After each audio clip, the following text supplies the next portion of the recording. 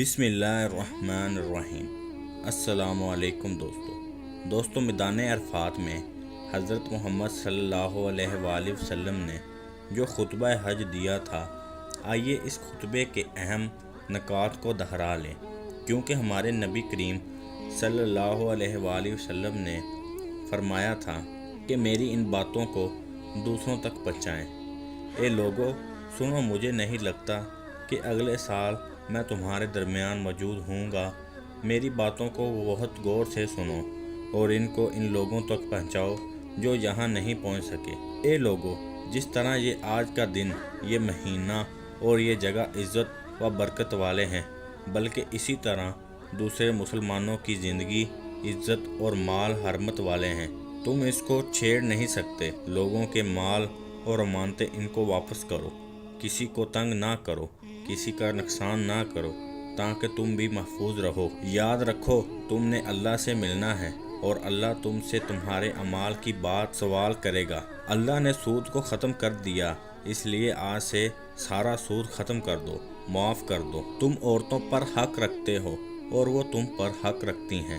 جب وہ اپنے حقوق پورے کر رہی ہیں تو تم ان کی ساری ذمہ داریاں پوری کرو۔ عورتوں کے بارے میں نرمی کا رویہ قائم رکھو، کیونکہ وہ تمہاری شراکت دار اور بے لوث خدمت گزار رہتی ہیں۔ کبھی زنا کے قریب مت جانا۔ اے لوگو، میری بات غور سے سنو، صرف اللہ کی عبادت کرو، 5 فرض نمازیں پوری رکھو، رمضان کے روزے رکھو اور زکوٰۃ ادا کرتے رہو۔ اگر استطاعت ہو تو حج کرو۔ زبان کی بنیاد پر، رنگ نسل کی بنیاد پر تعصیب میں مت پڑ جانا۔ کالے کو گورے اور گورے کو کالے پر، عربی کو عجومی اور عجومی کو عربی پر کوئی فوقیت حاصل نہیں۔ ہر مسلمان دوسرے مسلمان کا بھائی ہے۔ تم سب اللہ کی نظر میں برابر ہو۔ برتری صرف تقوی کی وجہ سے ہے۔ یاد رکھو، تم ایک دن اللہ کے سامنے اپنے اعمال کی جواب دہی کے لیے حاضر ہونا ہے۔ خبردار رہو، میرے بعد گمراہ نہ ہو جانا۔ یاد رکھنا، میرے بعد کوئی نبی نہیں آنے والا، نہ کوئی نیا دین لایا جائے گا۔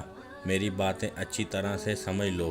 میں تمہارے لیے 2 چیزیں چھوڑ کر جا رہا ہوں، قرآن اور میری سنت۔ اگر تم نے ان کی پیروی کی تو تم کبھی گمراہ نہیں ہوگے۔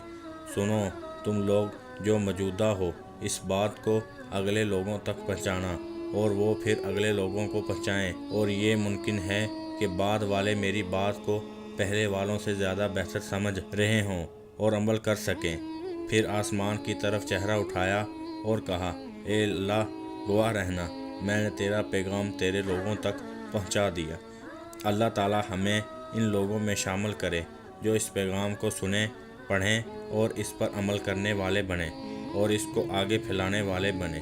اللہ ہم سب کو اس دنیا میں نبی کریم صلی اللہ علیہ وآلہ وسلم کی محبت اور سنت عطا کرے اور آخرت میں جنت الفردوس میں اپنے نبی کے ساتھ اکٹھا کرے۔ آمین یا رب العالمین۔ اگر آپ کو ہماری ویڈیو اچھی لگی ہے تو ویڈیو کو لائک اور چینل کو سبسکرائب ضرور کریں۔